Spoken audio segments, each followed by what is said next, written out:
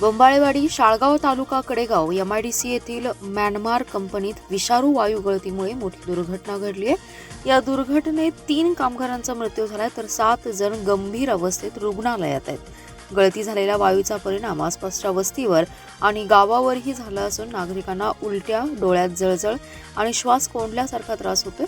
गुरुवारी सायंकाळी म्यानमार कंपनीतील टाकीतून विषारू वायू गळती झाली। यामुळे या कंपनीतील तसेच MIDCतील आणि जवळच्या वस्तीवरील लोकांना त्रास सुरू झालाय।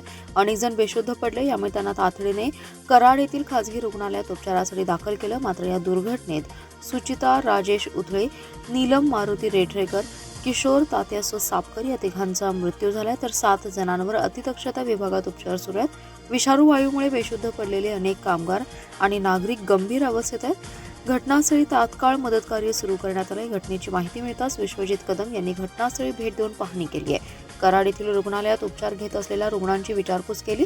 माजी आमदार पृथ्वीराज देशमुख यांनी देखील तात्काळ घटनास्थळी भेट देऊन परिस्थितीचा आढावा घेतला आणि मदतीसाठी आवश्यक ती पावले उचलली आहेत। बोंबाळेवाडी MIDC दुर्घटनेत केमिकल कंपनीतील 3 कामगारांचा मृत्यू झाला तर अन्य 7 जण गंभीर झाले। त्यामुळे आक्रमक झालेल्या बोंबाळेवाडी, शाळगाव येथील ग्रामस्थांनी MIDCतील केमिकल कंपन्यांमध्ये जाऊन या कंपन्या तात्काळ बंद करण्याची जोरदार मागणी केली तर ग्रामस्थांची आक्रमकता पाहून येथील उद्योजकांनी आज सर्व कंपन्या बंद ठेवल्या।